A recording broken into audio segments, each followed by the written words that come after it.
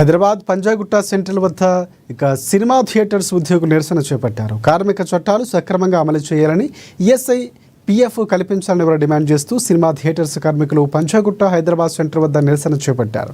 మహిళా కార్మికులపై జరుగుతున్న వేధింపులు ఆపాలని, 8 గంటల పని గంటలను అమలు చేయాలని డిమాండ్ చేస్తూ పీవీఆర్ యాజమాన్యంకి వ్యతిరేకంగా నినాదాలు చేశారు. ప్లకార్డులు చేతపట్టి నినాదాలు చేశారు. సుమారుగా 30 మంది కార్మికులు థియేటర్ ముందు బైఠాయించి నిరసనకు ప్రయత్నించగా పంజాగుట్ట పోలీసులు అనుమతి లేదంటూ నిరసనను అడ్డుకుని అదుపులోకి తీసుకుని స్టేషన్కు తరలించారు.